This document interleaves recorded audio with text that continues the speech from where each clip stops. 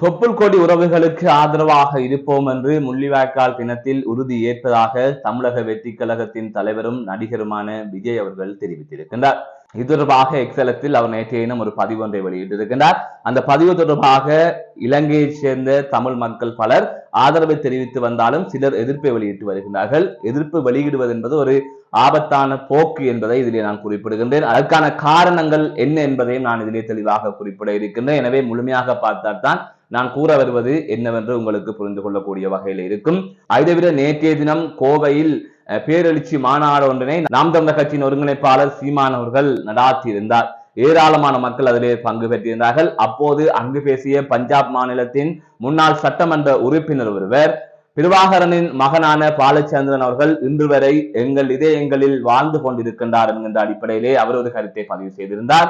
இவை தொடர்பாகத்தான் இந்த தொகுப்பிலே விரிவாக பார்க்க இருக்கின்றோம். அதற்கு முதல் JK ரிப்போர்ட் எனப்படுகின்ற இந்த யூடியூப் சேனலை சப்ஸ்கிரைப் செய்து கொள்வதுடன் தொடர்ந்து அருகில் இருக்கின்ற பெல் பட்டினை கிளிக் செய்வதன் ஊடாக நான் போடுகின்ற ஒவ்வொரு காணொளிகளையும் நீங்கள் உடனுக்குடன் பார்க்கக்கூடிய வகையிலே இருக்கும். நான் நடராசா ஜெயகாந்தன். தற்பொழுது செய்திகளுக்குள்ளே செல்லலாம். நேற்றைய தினம் மே 18 அன்றைய தினம் உலகம் முழுவதும் உயிரிழந்த எமது தமிழ் உறவுகளுக்காக நினைவஞ்சலி நிகழ்வுகள் ஏற்பாடு செய்யப்பட்டது, அஞ்சலி செலுத்தப்பட்டது. அதை தவிர இன்று வரை அந்த நிகழ்வுகள் தொடர்ந்து கொண்டே இருக்கின்றது. அந்த வகையில் இலங்கை, இந்தியா, கனடா, பிரித்தானியா உள்ளிட்ட பல நாடுகளிலும் இந்த நினைவேந்தல் நிகழ்வுகள் நடந்திருந்தது. அதிலே முக்கியமாக கவனிக்கத்தக்க வகையில் இருந்தது நாம் தமிழர் கட்சியின் ஒருங்கிணைப்பாளர் சீமான் அவர்கள் தமிழகம் கோவையிலே நடத்திய மாபெரும் பேரெழுச்சி மாநாடு. அந்த மாநாட்டில் பல்லாயிரக்கணக்கான மக்கள் கலந்து கொண்டிருந்தார்கள். மாபெரும் நிகழ்ச்சியாக அந்த நிகழ்ச்சி அமைந்திருந்தது. அதிலே இலங்கை சம்பந்தமாக அவர் பல விடயங்களை பேசியிருந்தார். அதை தவிர நேற்றைய தினம் தமிழக வெற்றி கழகத்தின் தலைவர் விஜய் அவர்கள் எக்ஸலத்திலே ஒரு பதிவு ஒன்றினை வெளியிட்டிருந்தார். அது பெருமளவு வைரலாக பேசப்பட்டுக் கொண்டிருக்கின்றது. இந்த நிலையில் அவர் அதிலே குறிப்பிட்ட விடயம் என்னவென்று சொன்னால், நாங்கள் ஈழத்தமிழர்களுக்கு, அதாவது தொப்புள் கொடி உறவுகளான இலங்கை தமிழர்களுக்கு ஆதரவாக இருப்போம் என்பதை இந்த மே தினத்தில், அதாவது முள்ளிவாய்க்கால் தினத்தில் உறுதி ஏற்பதாக அவர் குறிப்பிட்டிருக்கின்றார்.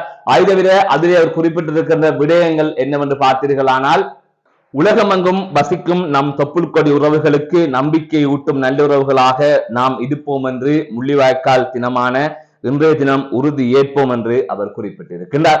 மண்ணில் விதைக்கப்பட்ட நம் உறவுகளுக்கும் உலகிற் சிறந்த உயர்தனி வீரத்திற்கும் நினைவஞ்சலியும் வீர வணக்கமும், மாமக்கள் போற்றுதும் மாவீரர் போற்றுதும் என அவர் தெரிவித்திருக்கின்றார். இவ்வாறு ஒரு எக்ஸல பதிவினை அவர் பதிவிட்டிருந்தார். இது தொடர்பாக பலர் ஆதரவான கருத்துக்களை தெரிவித்து வந்தாலும் சிலர் எதிர்க்கின்றார்கள். முக்கியமாக இலங்கையில் இருக்கின்ற தமிழர்கள் எதிர்ப்பதை காணக்கூடிய வகையிலே இருக்கின்றது. இன்றுதான் உனக்கு கண் தெரிந்ததா என்கின்ற வகையிலான பல கருத்துக்களை அவர்கள் பதிவிட்டுக் கொண்டிருக்கின்றார்கள். ஆகையால் இதிலே நாங்கள் எடுத்த எடுப்பிலே ஒரு விடயத்தை சொல்லிவிட்டு செல்ல முடியாது, கொஞ்சம் சிந்திக்க வேண்டும்.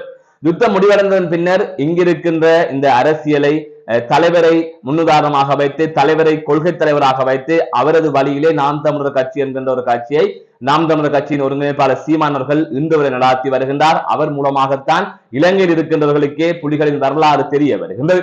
அந்த அளவிற்கு அங்கு அவர் செயற்பட்டு வருகின்றார். அதற்கு எப்போதுமே பாராட்டுகளும் நன்றியுள்ளவர்களாகவும் இந்த ஈழத்தமிழர்கள் இருப்பார்கள்.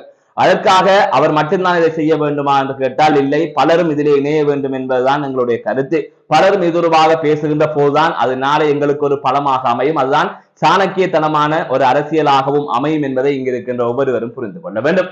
இன்றா உனக்கு கண் தெரிந்தது என்று விஜய் அவர்களிடம் கேட்கின்றார்கள். ஆனால் இதற்கு முதலே விஜய் அவர்கள் ஒரு உண்ணாவிரத போராட்டம் ஒன்றினை தமிழகத்திலே முன்னெடுத்திருந்தார். அதாவது இலங்கை தமிழர்களுக்கு ஆதரவாக யுத்தம் நடந்து கொண்டிருந்த அந்த காலப்பகுதியில், அதாவது உள்நாட்டு யுத்தம் இடம்பெறுகின்ற அந்த காலப்பகுதியில் அவர் ஒரு உண்ணாவிரத போராட்டத்தினை அங்கு முன்னெடுத்திருந்தார். அதை தவிர பல மாவட்டங்களிலும் அவரது ரசிகர் மன்றம் சார்பாக உண்ணாவிரத போராட்டம் முன்னெடுக்கப்பட்டது.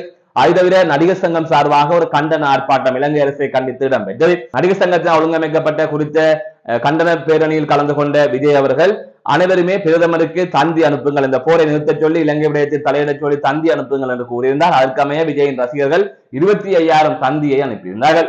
அது தவிர சுனாமி காலத்தில் இங்கு தமிழ் மக்கள் பாதிக்கப்படுகின்ற போது அங்கிருந்து பொருட்களை அனுப்பினார். இவ்வளவு விடயங்களை அந்த காலத்தில் அவர் செய்திருந்தார். அதற்கு பிறகாக அவருக்கு அரசியல் நெருக்கடிகள் அங்கு ஏற்பட்டிருந்தது.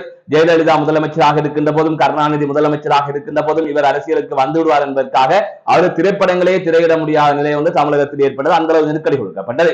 அதற்குள் இது தொடர்பான கருத்துக்கள், ஏதாவது யுத்தம் முடிந்ததன் பின்னர் இது தொடர்பான கருத்துக்களை தெரிவிக்கின்ற போது அவருக்கும் அங்கு பாதிப்பு ஏற்படும் என்று அவர் நினைத்திருக்கலாம். ஒருவேளை அவர் வேண்டும் என்றுதான் செய்யாமல் விட்டார், அல்லது இலங்கை தமிழர் மீது அவர் உண்மையிலே பற்றில் என்று கூட வைத்துக் கொள்ளுங்கள். ஆனால் இன்று அவர் கட்சியாக ஆரம்பித்ததன் பின்னர் அதை கலைக்கின்ற போது நாங்கள் வரவேற்க வேண்டும்.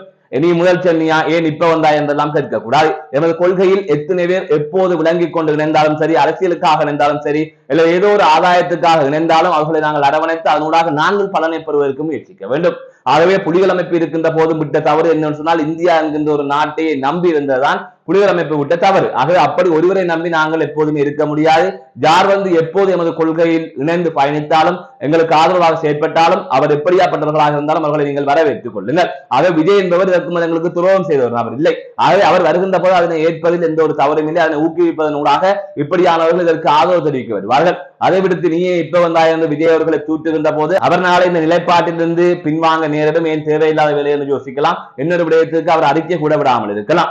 ஆகவே இவ்வாறான விடயங்களை இலங்கை தமிழர்கள் யோசிக்க வேண்டும். கொஞ்சம் சாதுரியமாக சர்வதேச அரசியலை கையாளக்கூடியவர்களாக நாங்கள் ஒவ்வொருவரும் இருக்க வேண்டும். அதுதான் எங்களுக்கு பலம் தருகின்ற ஒரு விடயமாக இருக்கும் என்பதில் எந்தவித மாற்று கருத்துமே இல்லை. ஆகவே இது தொடர்பாக யோசியுங்கள். விஜய் என்ற ஒரு நடிகர் என்பதை தாண்டி ஒரு அரசியல் கட்சி ஆரம்பித்திருக்கின்றார். அவர் எங்களுடைய நிலைப்பாட்டை ஏற்றுக்கொள்கின்றார் என்ற போது அவர் ஒரு முக்கிய சக்தியாக வரப்போகின்றார். அவருக்கு பெரும் ஆதரவு இப்போது இருக்கின்றது. 2026 தமிழகத்தில் நடக்க இருக்கின்ற சட்டமன்ற தேர்தலில் ஒரு முக்கிய சக்தியாக, முக்கிய கட்சியாக அந்த கட்சி இருக்க போகிறது. அப்படி இருக்கின்ற போது, அப்படி ஒரு முக்கிய கட்சி எங்களுக்கு ஆதரவான நிலைப்பாடு இருக்கின்ற போது அதை இல்லாமலாக்கின்ற வேளையில் நாங்கள் கடைசி வரை செய்யக்கூடாது. முடிந்தவரை எங்களது ஆதரவுகளை தெரிவிக்க வேண்டும், வரவேற்க வேண்டும். அப்படி இல்லாவிட்டால் பேசாமல் எதிர்வினை ஆற்றாமல் இருப்பதுதான் எனக்கு சிறந்தது என்று நான் இந்த நேரத்திலே கூறிக்கொள்கிறேன். ஆகவே இது வந்து விஜய்க்கு ஆதரவாகவோ விஜய் ஏன் பேசுகின்றீர்களோ என்பதற்காக போடப்படுகின்ற பதிவு அல்ல.